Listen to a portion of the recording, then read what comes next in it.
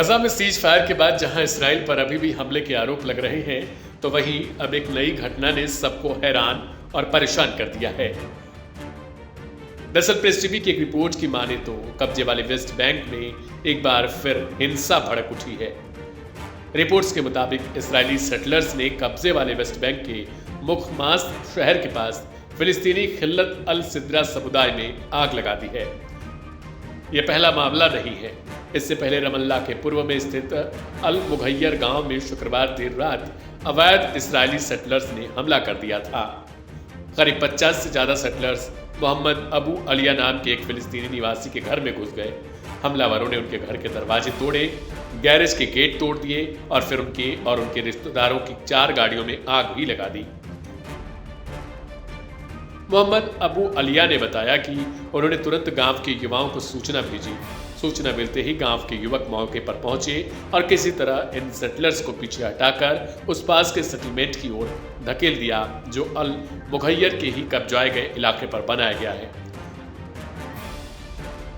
हमले के दौरान सेटलर्स ने गांव के एक अन्य घर और एक फार्म को भी नुकसान पहुंचाया। उधर उसी समय इस्राएली फोर्सेस भी गांव में दाखिल हो गई और उन्होंने साउंड ग्रेनेड और आंसू गैस का कथित तौर पर इस्तेमाल भी किया। इससे गांव में अफरा तफरी का माहौल बन गया। इस झड़प में कितने लोग घायल हुए, इसकी जानकारी फिलहाल अभी तक स्पष्ट नहीं। मोहम्मद अबू आलिया का कहना है कि अब ऐसे मामले आम हो चुके हैं। पिछले साल भी अवैध सेटलर्स ने इसी गांव में 18 गाड़ियों को जला दिया था। उनका आरोप है कि अब यह हमले रोजाना होने लगे हैं, योजनाबद्ध तरीके से हो रहे हैं और सेना व सेटलर्स की मिलीभगत से किए जा रहे हैं। Colonisation and wall resistance commission के आंकड़ों के मुताबिक पिछले 2 साल में अवैध इस्राएली सेटलर्स ने कब्जे वाले वेस्ट बैंक में 7154 कुल हमले किए। इन हमलों में 33 फिलिस्तीनियों की मौत हुई और 33 बेडुइन कम्युनिटीज को जबरन पलायन के लिए मजबूर होना पड़ा।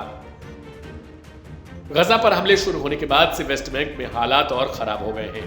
अब तक यहाँ 1057 फिलिस्तीनियों की मौत हुई है।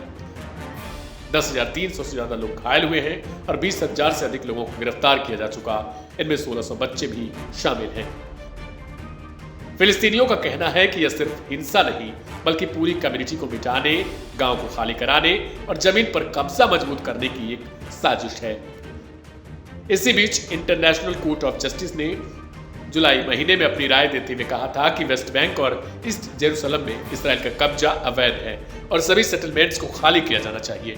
लेकिन जमीनी हकीकत इससे बिल्कुल अलग दिखाई दे रही है। सेटलर्स के हमले बढ़ते जा रहे हैं और गांवों को लगातार निशाना बनाया जा रहा। अल मुघय्यर गांव के लोगों का कहना है कि हर रात अब उन्हें डर के साए में गुजारनी पड़ती है। वाहनों की जली हुई राख, टूटे घर और घायल लोग इस बात का सबूत है कि यह संघर्ष सिर्फ बयानबाजी में नहीं बल्कि लोगों के जीवन में लगातार चल रहा है। यह लड़ाई सिर्फ जमीन की नहीं बल्कि एक पूरे समुदाय के अस्तित्व की अब लड़ाई बन चुकी है।